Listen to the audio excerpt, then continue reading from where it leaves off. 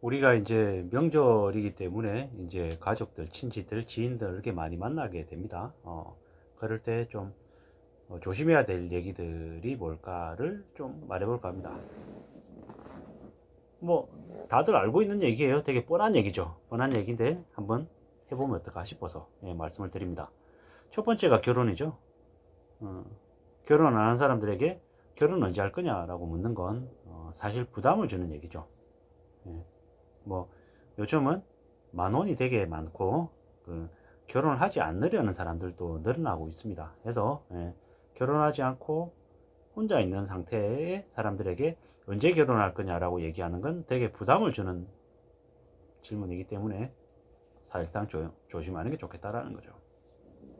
또한 취업 준비생인 사람들에게 취업 언제 하냐, 너 어디 다니냐 라고 묻는 것도 되게 신뢰가 돼버린 거죠. 부담스럽죠. 예.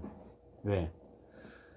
원하여서가 아니라 원하지 않게 원하고 있지만 취업이 안 되는 경우도 되게 많거든요. 예. 과거에 비해서 되게 고스펙인 많은 청년들이 일자리를 못 찾아가는 경우도 많습니다. 뭐 잘 모르는 사람들은 눈높이가 높아서 그래. 눈높이 좀 낮추고 할 수 있는 일 찾아봐. 그러면 얼마든지 할 일 많아. 얼마나 많은데 이렇게 얘기하지만 실제로 미스매칭 되어 있는 미스매칭에서 이렇게 하려고 해도 안 받아들이는 경우가 많다라는 거죠. 또한 비정규직으로 시작을 했다가 그게 아예 그냥 족쇄가 돼서 오랫동안 비정규직으로 전전긍긍하는 일들을 많이 봐왔기 때문에 함부로 어디에 가서 일을 못하는 거죠.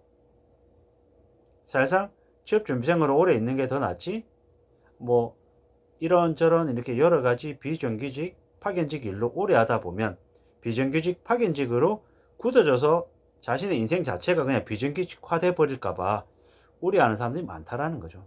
그래서 함부로 취업했냐 혹은 어디를 다니고 있냐라고 묻는 것 또한 요즘 세상에서는 조심해야 될 질문이 돼버렸죠.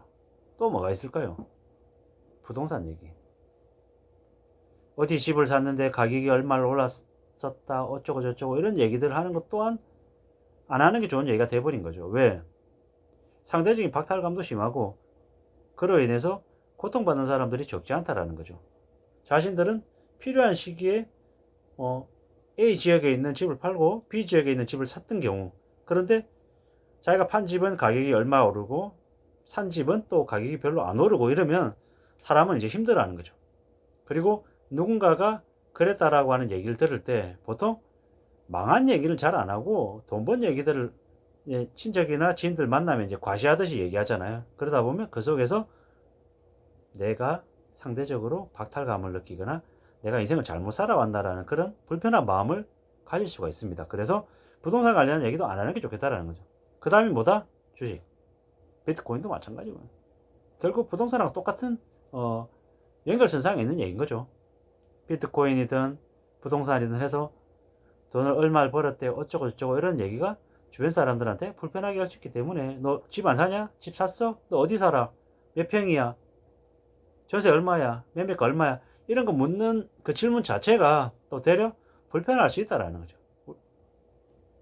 비트코인도 마찬가지인 거. 야, 비트코인 나 100만 원대 샀는데 지금 4천만 원 돼서 40배 올랐어. 얼마 투자했는데? 1천만 원 넣었는데 4억 벌었어.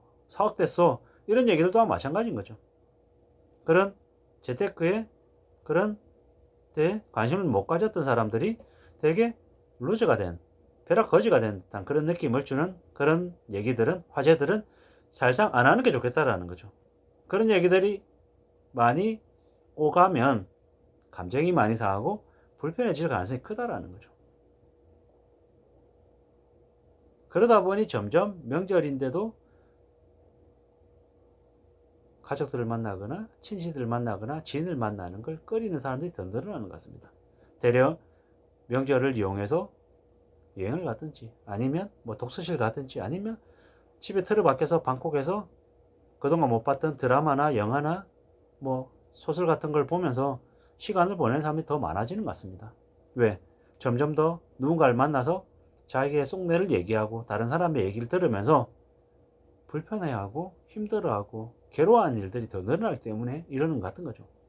명절이면 보통 지인들을 만나고 가족들을 만나서 좀 더 기쁘고 즐거워야 되는데 언제부터인가 더 힘들고 더 불편하고 더 어려워지는 것 같습니다. 이웃나라 일본을 보면 잃어버린 30년 동안 가정 내 폭력, 친족 살인, 각종 믿기 어려운 일들이 가족 안에서 되게 많이 일어났습니다. 가까운 이웃들 간에 그런 사건 사고들이 더 많아졌습니다. 왜? 과거에 비해서 활동 반경이 좁아지다 보니 사회의 최소 단위인 가족 안에서 불화가 일어나고 불편하고 각종 사건들이 생겼던 거죠. 아마 한국도 앞으로 그러지 않을까라는 생각이 드는 거죠.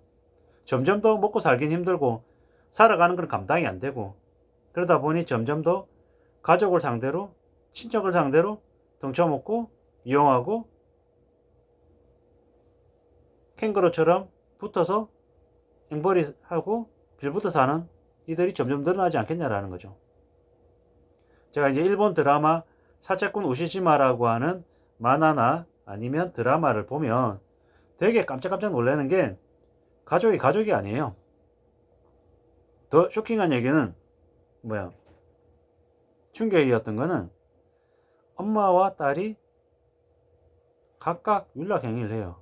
몸파는 일을 하죠. 근데 서로 이렇게 관여하지 않아요.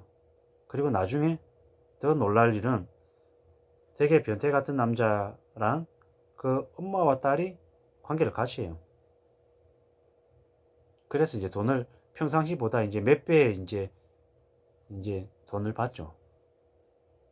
그리고 그 다음에 처음에는 그걸 엄마가 딸에게 요구하는 말도 안 되는 일이에요. 참 그런 걸 보면서 일본이 참 막장 세상이다라고 생각했는데 다른 한편으로는 생각해 보면 저 밑바닥 같이 내려가는 진짜 인간의 가장 현실적인 그런 모습들을 내보여주는 리얼리티가 아닌가라는 생각들도 저는 가끔씩은 해요.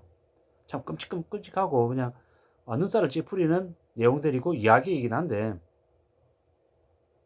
그렇더라고요. 근데 나중에는 이제 그 남성이 처음에 이제 엄마와 딸이 둘이 같이 관계를 했을 때는 예를 들어 100만 원을 줬다라고 하면 그 다음번에는 그만큼 안 주겠다라는 거예요. 30만 원밖에 안 주겠다라는 거예요. 그러면서 그 남성이 하는 얘기지만 그 남성이 입을 빌려서 뭐라고 얘기하냐면 당신들은 가장 소중한 걸 나한테 바쳤기 때문에 처음에는 그만큼의 값어치의 돈을 줬다라는 거죠. 근데 두 번째, 세 번째 그 다음은 그만큼의 값어치가 없다라는 거죠. 그게 무슨 말일까요?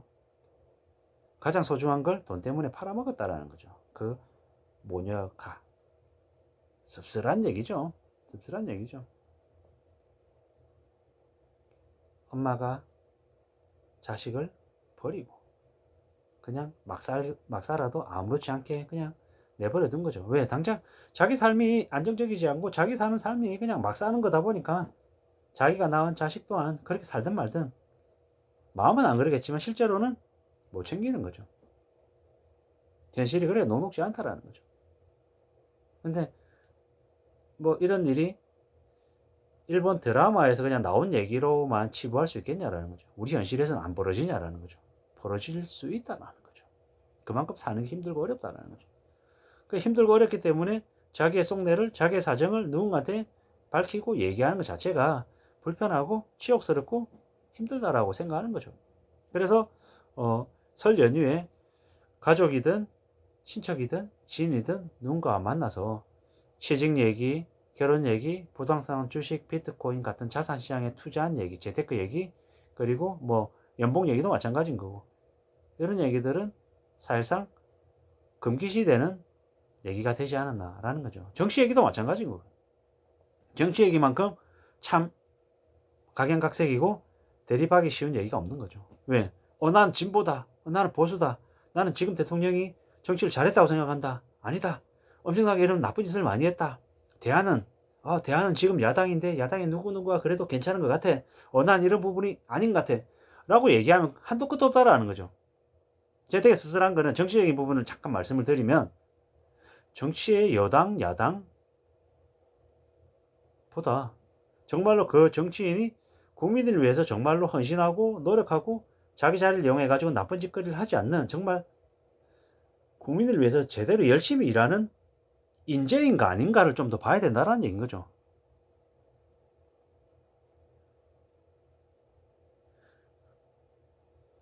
군인들에게 월급, 그냥 사병 군인들에게 월급 200만 이상 주겠다라고 얘기하는 말도 안 되는 얘기, 주가 5천 만들겠다라고 한 얘기, 자신이 대통령이 되면 적자 재정 편성해 가지고 뭐 50조를 더 빚내 가지고 뭘 해주겠다라고 하는 얘기. 뭐 지금은 뭐 여든 야든 뭐 대선 후보로 나온 사람들의 누구의 공약이고 누구의 공약이 아닌지 헷갈릴 정도로 서로 똑같은 모습들, 비슷한 모습들 얘기하는데, 결국엔 돈 덮어주겠다, 돈 더 쓰겠다는 얘기밖에 없는데, 돈을 아끼고 절약해 가지고 정말 진짜로 국민들의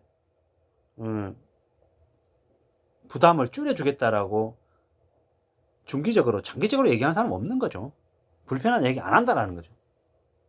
근데 그런 불편한 얘기, 지지층들에게는 손가락질을 받을지도 모르지만 국민들의 미래를 위해서 결정할 수 있고 정말 건설적인 계획을 세우는 사람, 그런 사람을 정치인으로 내세워야 되는데,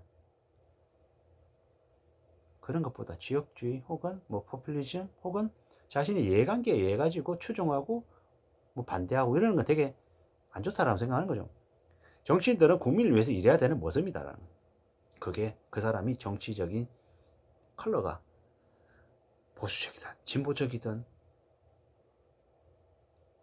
딱 저 사람은 진보야, 저 사람은 보수적이다가 아니라 정책을, 어떤 정책을 펼치는지와 그 사람이 실질적으로 국민들을 위해서 정말로 뼈를 갈아가지고 성실하게 일을 하는지, 국민의 세금 빼먹고 있는 도둑놈인지, 정말로 가진 것, 자기 가진 재능을, 온갖 재능을 다 쏟아내가지고 어느 누구보다 더 열심히 일을 해서 국가 재정을 튼튼하게 하고 나라가 발전하게 하고 서민들이 돈을 더 벌 수 있게끔, 생활비를 덜 써도 되게끔 안정적인 삶을 만들어주는 역할을 하는 사람이지, 이런 것들이 더 중요하다라는 거죠.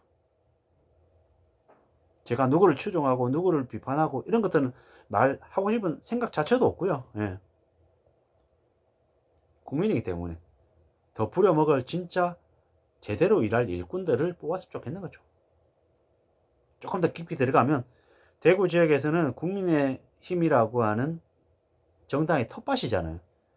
그런 데는 민주당 뽑고, 전라권 쪽에서는 민주당 텃밭이잖아요. 그런 쪽에는 국민의힘 인물로만 봐서 뽑고 판까리 계속 해주고, 언제든지 여기에는 대구 지역에서는 국민의힘이 지난 수십 년 동안 계속 국회의원을 계속 배출시켰어가 아니고, 잘하는 사람 찾아가지고 그 사람의 정당이 무소속이라 할지라도 그 사람을 정치인으로, 국회의원으로 세우고 정말 대구 지역을 제대로 발전시키고 나쁜 짓거리 하는 일이 없게끔 만드는 게 필요하다는 거죠. 그런 식으로 좀 건설적으로 좀 얘기가 됐으면 좋겠는 거죠. 이번 연휴 때 지인들이나 가족들하고 하지 않았으면 피해야 될 그런 화제에 대한 얘기들을 하면서 제 개인적인 얘기를 좀 곁들여서 말씀을 드렸습니다. 되게 힘들고 어렵지만 가족, 친지, 가까운 사람들에게 마음을 잘 전하고 조금 그래도 같이 살아갈 수 있는 그런 따뜻한 정이 느껴지고 또 그 정을 또 나눌 수 있는 그런 관계가 됐으면 좋겠는데, 참 쉽지 않다라는 건 부인할 수 없는 사실인 것 같습니다. 아무쪼록 안전하고 건강하고 그리고 관계에서도 조금은 신경 쓸 수 있는 저와 여러분들이 됐으면 좋겠습니다. 오늘 하루도 안전하게 잘 열어가시기를 간절히 바라겠습니다. 시청해주셔서 고맙습니다. 감사합니다.